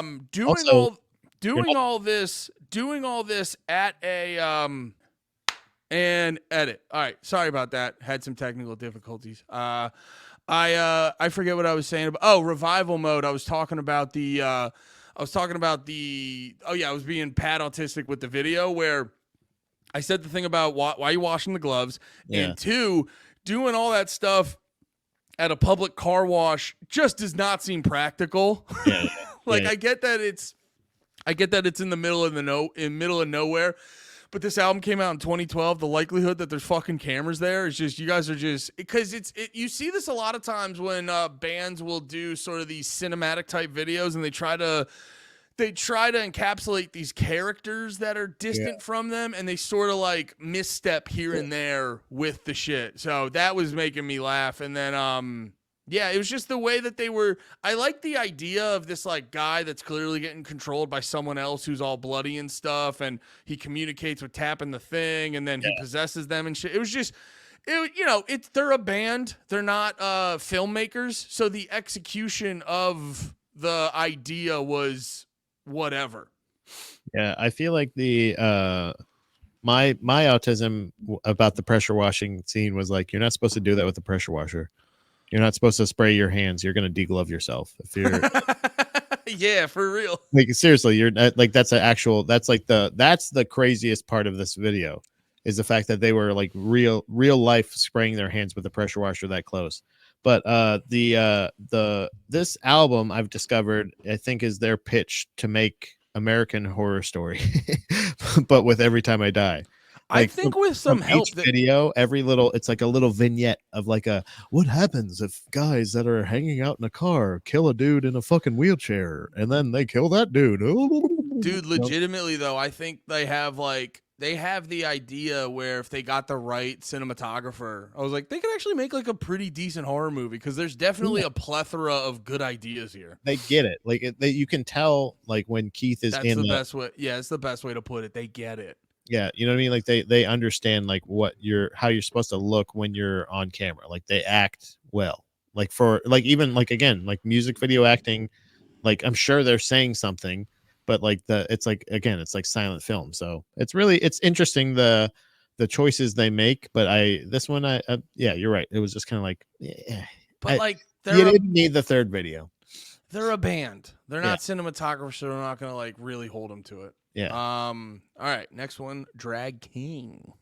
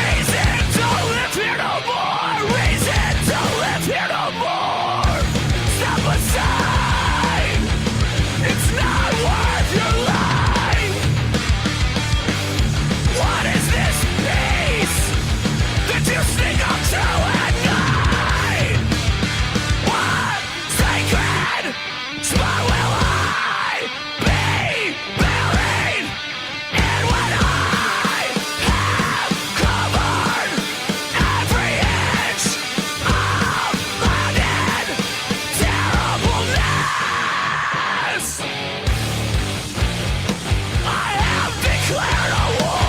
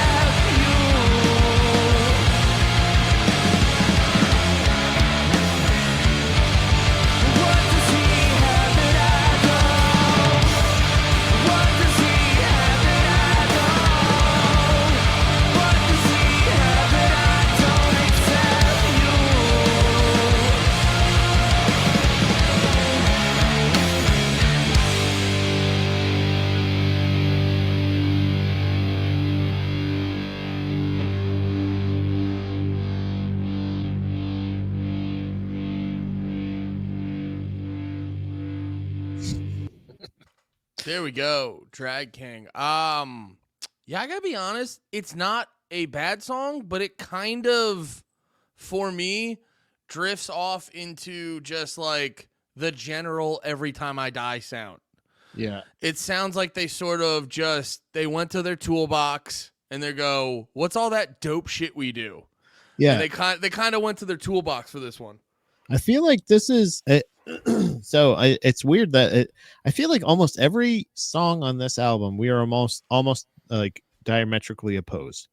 Like because I feel like this one I thought they were doing interesting things that they don't normally do. They were like throwing in little like bits, and I got to tell you, I feel like the mix. I have enjoyed this album. And like the video mixes have been okay. You know, we've noticed those have been different over the year, like over their past couple albums and stuff like that. But the mix has been generally pretty good so far. I think it's been top notch, yeah. This one though, I feel like the mix was kind of hiding a lot of what they were doing in the song. So during the song, I actually was fucking around with it on my mixer a little bit, the song, and I upped the bass a little bit more, and I got a lot more of the like I feel like they've taken a lot of the personality out of the bass drum, like the kind of like the like the punch of it, you know what I mean? Punch, like you hear it hitting, but you don't like feel it hitting. So I upped the bass a bit, and I also turned the high end up a lot more, and like. And I heard it kind of helped, like you can hear the bass tone a lot easier. Like messing with this mix a little bit made me really appreciate the song and what they were doing. There's certain little itty bitty things that they did, but there were a lot of the standbys, the quick little fills and the you know, like yeah, yeah, the little bells and whistles. But there's also a lot of cool.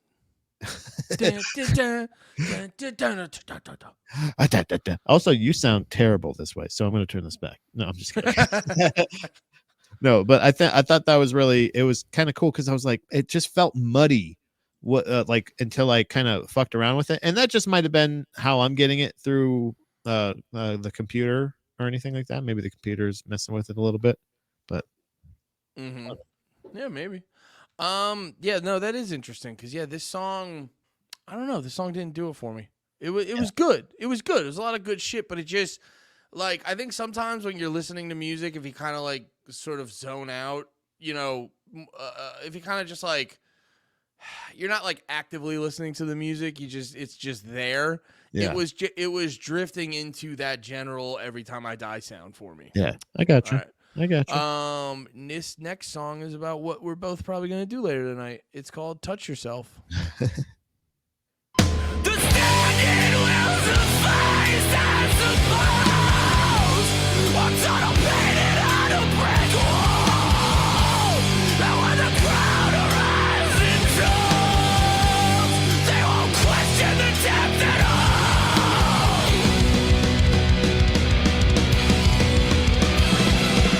I got a weak heart, so I've heard. I would know because it hasn't said a word. All these winters, not a sound. It probably never had a chance to fall. You don't trust what you want to survive. So this distance is keeping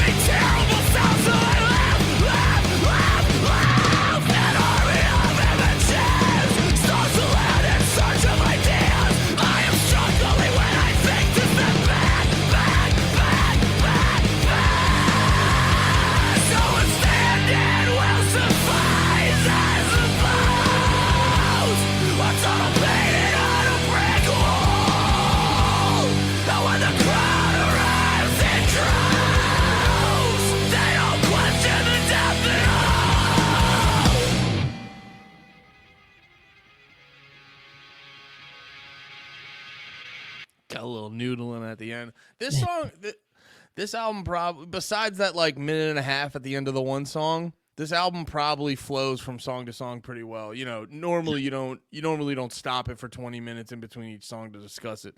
Yeah. The big thing that stuck out for this song, it really hammers home how much Every Time I Die can cram into like each measure. Cause like I'm thinking about it where, you know, it's pretty cool because they don't have a lot of songs where they just for an extended period of time just hit you with that really fast punk beat.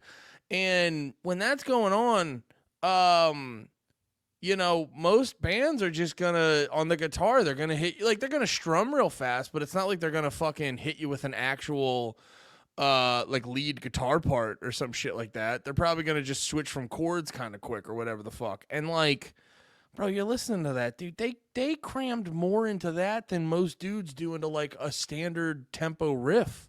Yeah, like, dude, like all the shit that they fit into there is impressive. this is their classic. Their what becomes their super class. Like I feel like something that they really started doing a lot more in their later albums of like we're gonna play this riff, but then we're gonna do it like a bunch of different ways, and we're gonna do this thing. So it's like good cop bad cop. They kind of go like. They it's almost like it's like a perfect storm or something like that. They have like they have a system of like circle pit time, and then they had like not necessarily in this song, but they have songs where like they're like crazy circle pit, and then they're the part where you're kicky punchy, and then you're back to circle pit, and then you're just running into each other. It's just chaos. It's like I just love the fact that they have the ability to access so many different types of fucking rock. You know what I mean? Yeah. Like they're so good at so many different types of like punk rock, hardcore, metal, and like you said, like those skills, like their Swiss Army rock that they have, kind of helps them like to cram so much into like it's like the same way like that Slayer had like their punk and metal influences that made them like sound the way they did. Like it's such a unique. It makes them sound They more don't get enough eclectic. credit for that. Yeah, they don't get enough credit for being Yeah. as good as they are at so many different types of rock. I may That's not what- love it, like every one of them, but I may like there's certain ones where I'm just like, fuck yeah, dude. Like they are true appreciators of rock music. Yeah, Like- that's what I loved about when I when I enter in my appeals to the goddamn copyright strikes. Not copyright strikes, but I did the fucking full album reaction to the new Boundaries album, and their record label gives a fuck, so it got all the different like copyright things where we should definitely I want to make a video about that where it's just like hey, music industry, learn from what the video game industry did and just chill the fuck out and let us make videos on this shit. Yeah. But that's another conversation. We don't have time for that right now. But no, in the Boundaries album, and I say this a lot of times about See You Space Cowboy, and Foreign Hands is another good example of that, where they like, you know, they're able to cram. They're a really good representation of a band that's able to cram in a lot of these subgenres into one sound, where they can do hardcore shit, and then they can do screamo shit, and then they can do emo shit, and they can do punk shit, and they can do metal shit, all in one song. And it just sounds good and makes sense. But yeah, this is also just the main highlight of, like I said before, my favorite thing about Every Time I Die is when they're playing fast and they're just cramming everything into one quick little riff. Yeah, I love when they do that. I love that, and I love the like the slow part going into the fast part going into the, but it's all like the most complex thing. So you're right. If you're gonna noodle, you're gonna do some crazy shit right here. You're about to play that exact same thing a lot fucking faster, buddy. Yeah. So let's go to the next song, which is actually technically the last song of the main album. We still got some bonus tracks, but this is Indian Giver. Uh-oh. No broken-hearted people, no crash, no fame, no sermon out of casket, nor a hole into the grave. Every bone was in position, every hair was in its place. A light comes, a light comes, a light comes, a light comes.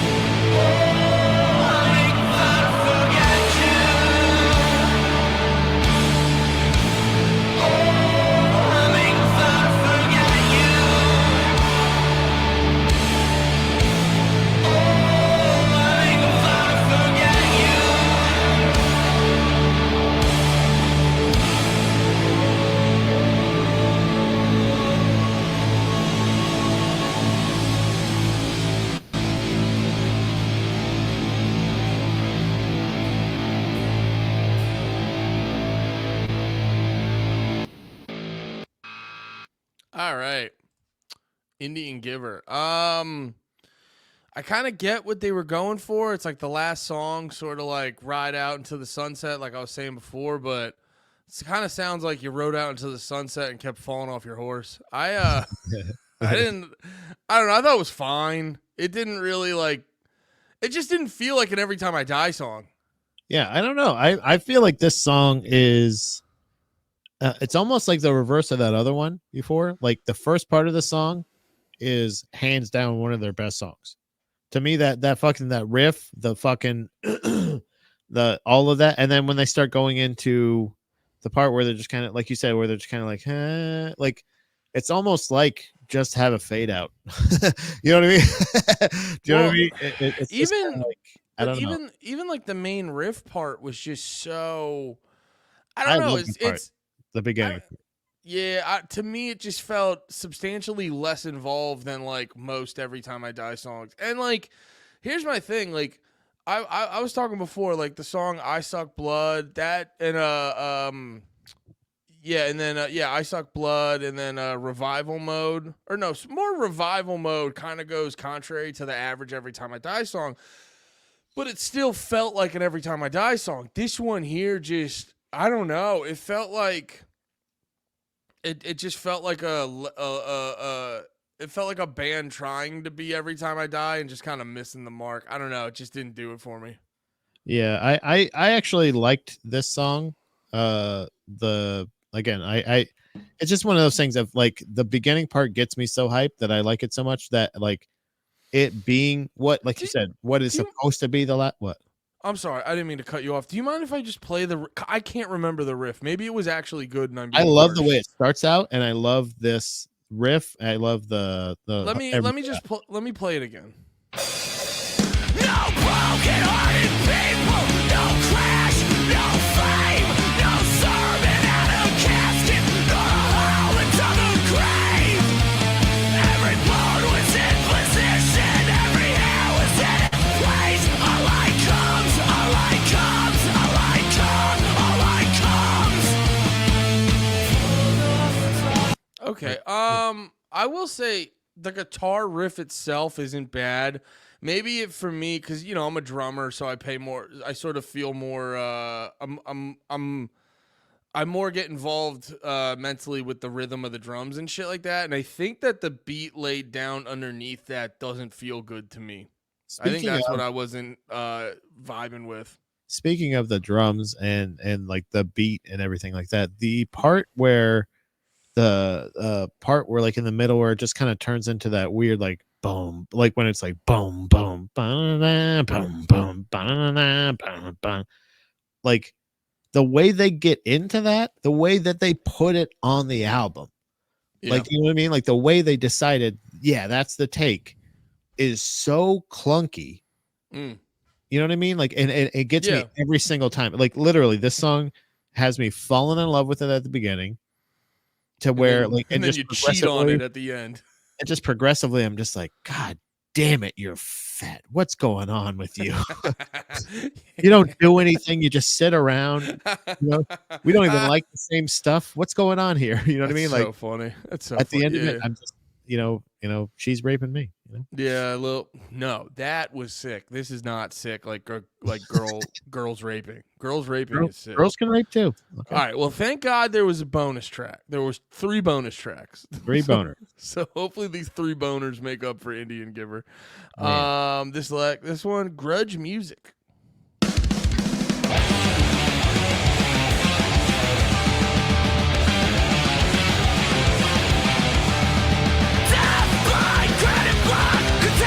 With familiar stuff, local are not in English black. We don't venture into the fog. Homeward bound again, not 20 steps from the door. Dispensable as cooks at sea, journalists sent to war. No one found me spellbinding. No one offered me a drink.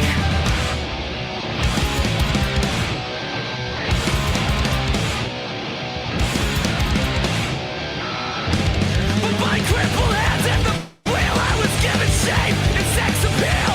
Sent to work the graveyard shift in heaven's shady sea.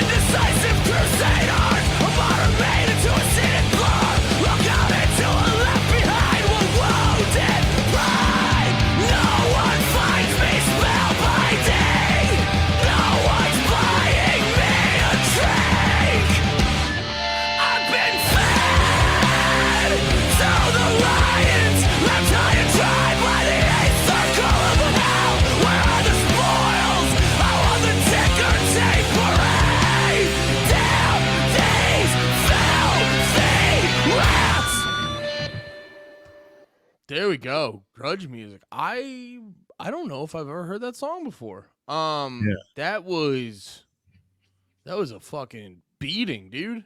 Yeah, I know why it Fucking- was. I know why it's a bonus track because it doesn't really fit the album, and yeah, that's- the vibe doesn't match with the rest of the album. It's because it rips. That's why. This fucking rips. It was relentless. It was fucking awesome. It's truly the direction I think. Maybe this was like an option. Maybe this was like a corkboard album for them. They were like, we could do this, we could do that. What could we do this? You know what I mean? Like, Yeah, then- but I will say though, like thematically or vibe wise, all the songs sort of fit in with each other. This one, like you said before, it doesn't match the exact vibe of the album. Although it's good, it just doesn't fully match the vibe. did they fit? Okay, so we're gonna just touch back on our conversation earlier about long tails and intros of a song, like the intro outro of a song, like all the crazy feedback for 3.5 minutes. Yeah.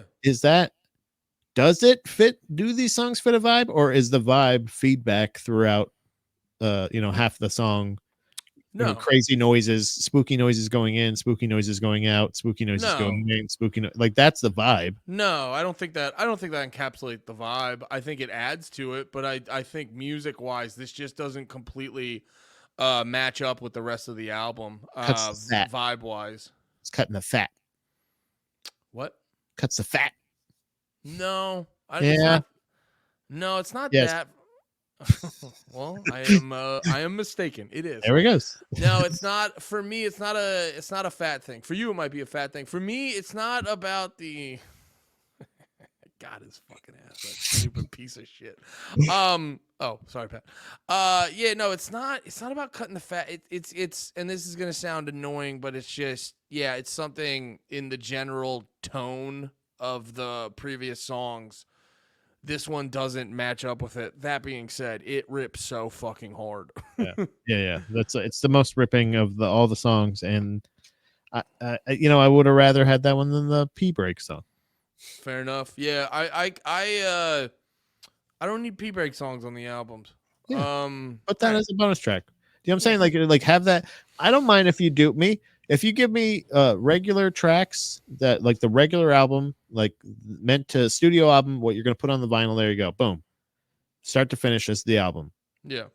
If all of those songs are great, and then you say also we'll give you a bonus thing for a little bit more money, you get a couple extra tracks, and they're all kind of like, or that's a good song.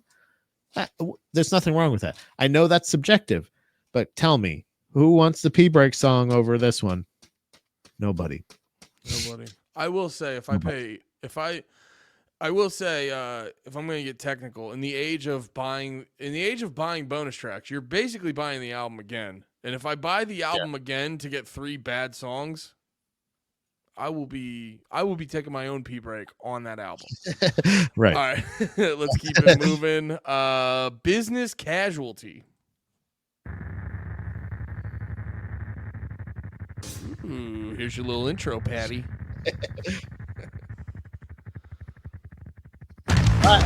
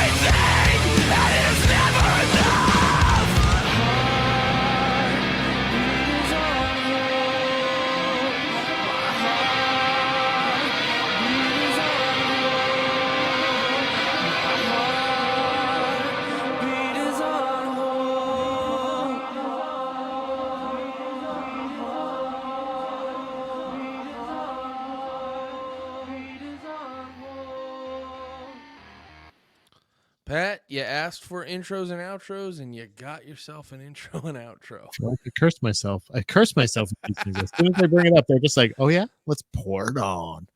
Oh, I you don't I think we can do an intro and outro? Get ready, Patty. I love that. That's my kind of experimental. I like that song. It was kind of I weird. thought that song was fucking lovely. Yeah, I love that song. And you know what? One was day I'm gonna fucking request that live. I'm gonna Pat, go. I'm gonna say, Pat. "Hey guys, can you play that, Better Lovers?" Hey, Better Lovers. Excuse Yeah. me, many eyes. Pardon me, many eyes. Can any of you see that I want you to play this song? What is the name of that one? Business Casualty.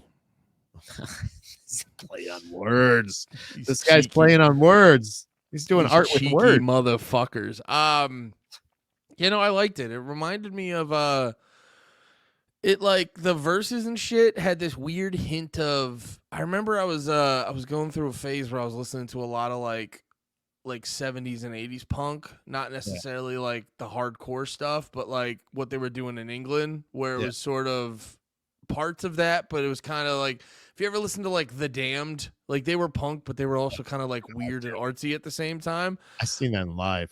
Ay, ay, ay. Everybody was so excited. I was like, Why? What's wrong with The Damned? it was not good. It was just, it was like watching The Cure. Like it was like What's was. wrong with The Cure? Andy, let's not do this right now. What? I don't like fine. The Cure. It was one of those things that like You did though.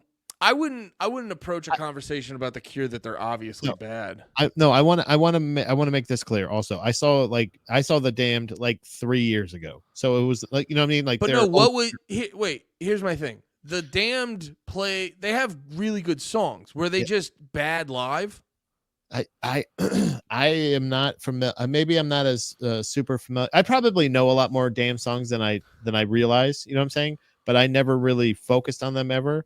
And the only time I ever saw them was a couple years ago when they were live, when they were very old, and it was like the middle of the day in Ohio, and it was just kind of like one of those things where like I mean, that's everybody prime was- Damned viewing. you know what I'm saying? Like they're just like these creepy punk bands. So like any illusion that they were cool or anything like that was to me not coming through. So How'd like the music sound though.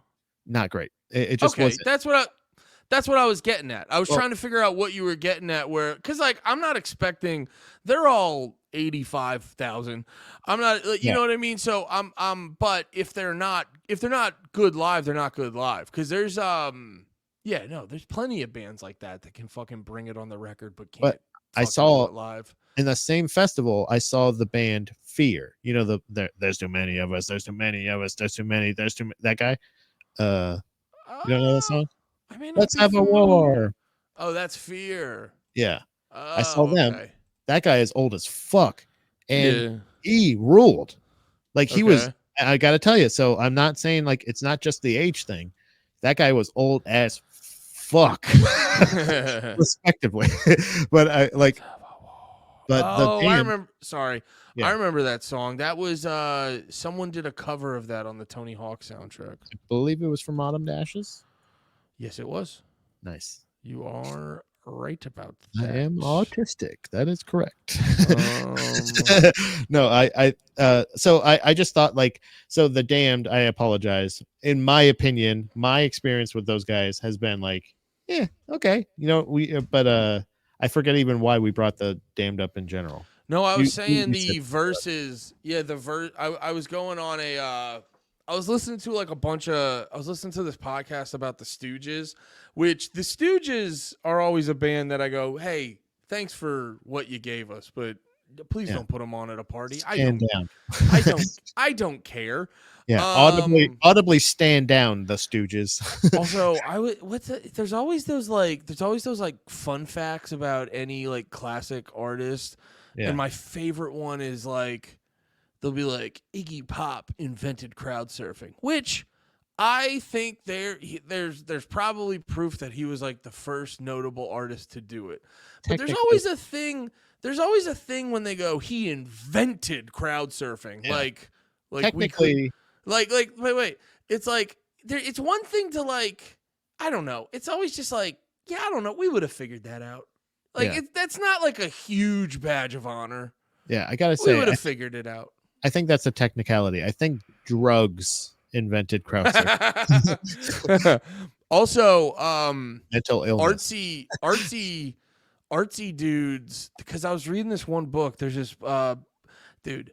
That's why I call the other podcast No More Heroes. Don't learn things. Because Yeah. when you learn things, you find out the people you loved suck ass. Yeah, everything was sucks and everyone's terrible. Yeah, and I was reading this book and like, everyone just sucks. It was like Iggy Pop like was probably a pedophile.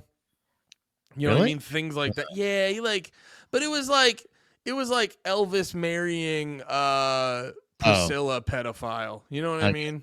Yeah, like you say borderline, but it's like no, it's technically legal. There's paperwork signed, but we're not okay It's with one it. of those. It's one of those where it's like this is bad, but it was fine then. So it's Yeah. like this. It's this gray area. Yeah. Anyway, let's stop talking about Iggy Pop hanging 14-year-olds. This last song is called dude, these guys. Iggy Pop. What? No, I was saying the bonus tracks are full of just cheeky bastards. Starving artists, cover your trash.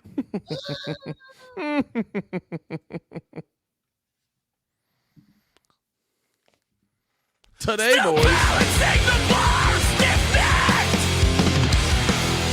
Withstanding change like a transit plane. Or holy war between the sects. The carnival stands, but the cities will tend to move. Like planets around a star. Or water circling the train. So let's fight for life. I'm a guardian angel on the wrong page of the map. I'm a guardian angel, I am. Heartache, let me pass. Still holding up the wall, still life. A landmark place for the photo op. He's got no teeth, he doesn't bite. And I'm playing false, but the cockroaches stay to breed.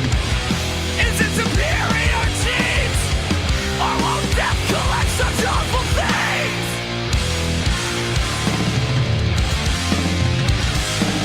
Yes, it's garbage, doesn't mean that it's art. Gourmet carnage, a pulse without a heart. Yes, it's garbage, doesn't mean that it's art. Gourmet carnage, a pulse without a heart.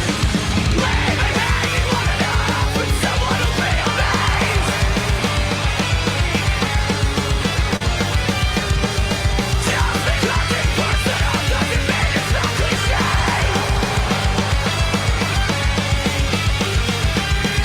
If it doesn't look like something now, steal it before it dies.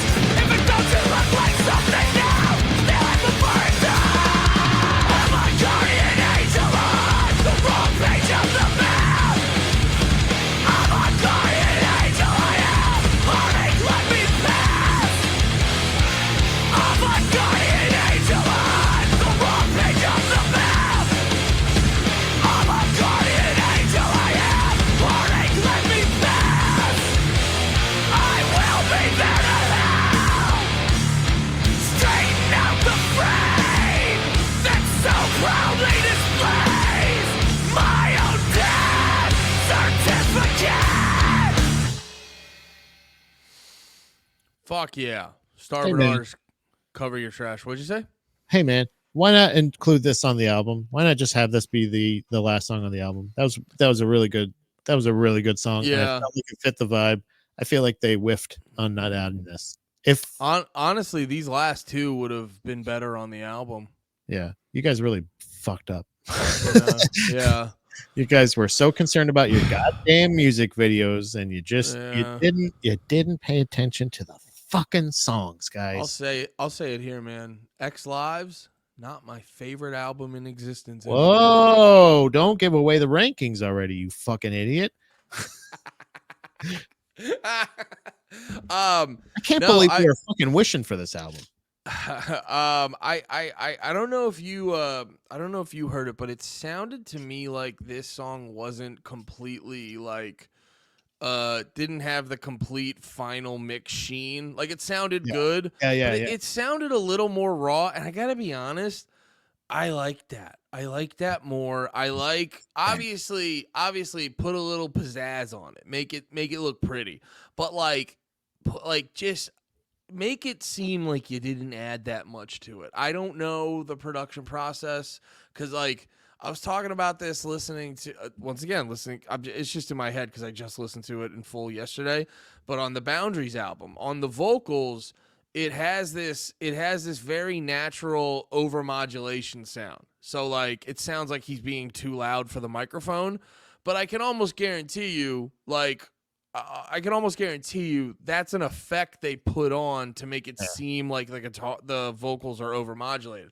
So like I don't know what magic has to go into it, but like honestly, more shit like that where it sounds organic. Like you could hear the drums just sounded much more organic and you know it's I would rather it sound good over polished per se. I don't know if that's the right verbiage, but like I don't need that like next level sheen on a song. I just want it to fucking hit hard and rip.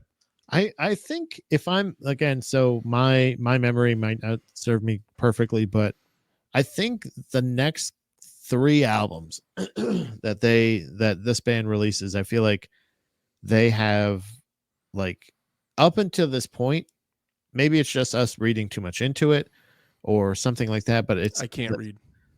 the inconsistencies in general of like where it kind of just feels like they're just trying too hard. They're thinking too much about it. Like they're like we're talking about in the music videos for Gutter Phenomenon. Like early on, they were just a like Hot Damn first Last Night in Town. They were just like an earlier band, just trying to figure it out like any other early band. But like now it's like how they're navigating. Do we want to try to be marketable? Do we want to try to do this? And like what are we? And then like the next 3 albums, truly with like the artwork, the names, the everything, like it just kind of feels like they just go like fuck it. Yeah. You know what I mean? And makes and from what I'm remembering, some of their best art. Like Yeah, I think these next 3 albums are 3 of their best. they really got to like what they so like these are all discussed. Like I feel like New Junk Aesthetic and X Lives are truly discovery albums. So like they're not meant, in my opinion, they're not going to be great. Obviously, we just listened to them. They're not going to be great, you know, start to finish. But there are tracks, there are certain gems in these, and these are the subjective albums. The undeniables would be like Hot Damn, the Big Dirty.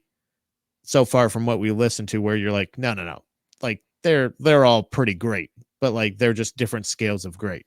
They're made well, they're constructed well, but these 2 were just kind of like, well, let's try this, and I fucking love it, but also I like where they go, so I'm really excited about the next one. Yeah, I do too. I do too, because where they go is in much more of their like punk rock leaning era, in my opinion. Yeah, man, I'm actually really excited because I'm thinking about it, and these next 2 albums. Well, Radical might be I gotta listen to it again, you know, and we will in 3 weeks. But Radical might be my favorite album. And then these next 2 have some of my favorite songs on them because it's just they're hitting this like. And these upcoming songs, they do this thing where it's so goddamn chaotic, but it almost feels like how you ever play Mousetrap? Yeah. You know how that whole thing is just a chaotic mess, but like everything you know, on the commercial, not in actual. When you play Mousetrap in real life, you're like, oh, cool. Okay, I'm gonna nudge the ball a little so it keeps rolling, and you're like, okay, yeah, fun. Yeah. Oh, okay, that guy didn't really kick the ball much. I'm gonna hit this again. But like how it's idealized in the commercial, how it's just like boom, bam, ba, ba, ba, ba, da, da, da. Yeah. But then it all comes together in one cohesive thought. That is like that's the general vibe of these next 3 albums. Yeah, I feel like from after X Lives, not that I was like because they're still, again, I'm still seeing them live almost every year, probably at this point. Like anytime they come in town, I go to see Every Time I Die, and I'm always incredibly impressed. And I love them, like their live sets, their performances, their whatever was like, were always the song choice were great, like all this other stuff. Like, so the albums didn't bother me as much, I guess. But Yeah. I remember, from what I remember from Parts Unknown, I remember that being like, whoa, like, oh shit, they can still fucking throw the heat. Like they're still, I thought maybe like release wise, okay, they'll be, because even like by this point, like Bad Religion, I was like, all right, you know, I love them live, but their releases aren't going to be, you know what I mean? Like, It's like the difference between, to bring up a wrestling analogy, it's like the difference between like all these albums feel like a really good mid-carder, but like which for people who don't know the lingo, I feel like there's a good cross section of wrestling fans and Every Time I Die fans. I Yeah. mean, one of their members is a wrestler. Yeah. So by default you have to be a wrestling fan. No, but like in wrestling, sort of the like the newer or mid-range guys who are half of them are green, the other ones sort of just didn't pop off how they probably would have wished to and shit like that. So they're more you know, they just don't have that. They don't have that like it factor like the Stone Colds and the Rock and, you know, those sort of main eventers where if you watch it, you know, if you see someone like Stone Cold wrestle or like modern wrestlers now, like someone like Cody Rhodes, they just have that extra thing that you're like, you're doing all, you know, the mid-card guys are doing all the same things as you, but you got that extra little bit of like, holy fuck, that just makes it a step above. yeah. All right, man. This album fucking ripped. While being artsy and kind of in weird places and stuff, I really fucking liked it. You know, is it still the greatest album known to the universe? Absolutely no. But no, I'm interested to see where we rank these fucking albums. So next week we have Parts Unknown, right? No, next one is from Parts Unknown, then X Lives, then Radical. We're doing all three next week. We just listened to X Lives today, Pat. Huh? No, X Lives 2. Electric X Lives Lou. Lutines. Yeah, Parts Unknown. Lutines. We should also, when we do Parts Unknown, do that little like EP they put out. They did an EP as well. Yeah, I forget what it was called. But yeah, they actually have a song I was listening to for a while that I didn't realize was a Nirvana cover. Oh yeah. I know what you're talking about. I do love that. Yeah. Salem. That's not that one though. All right, man. Another Nirvana song I liked. You heard that one? Rape me. Ooh. That's where they got the inspiration. Fuck yeah. All right, guys. Thanks for hanging out with us. We'll see you next week with From Parts Unknown. Come Sunday. We'll ejaculate Sunday and then come hang out with us around. We've been recording No More Heroes beforehand, so it's been pushed back to like 12:30-ish, 1 o'clock start, but we'll be doing Drag the Lake still. We'll see you then. We love you all. Have a good one. Be about a peace.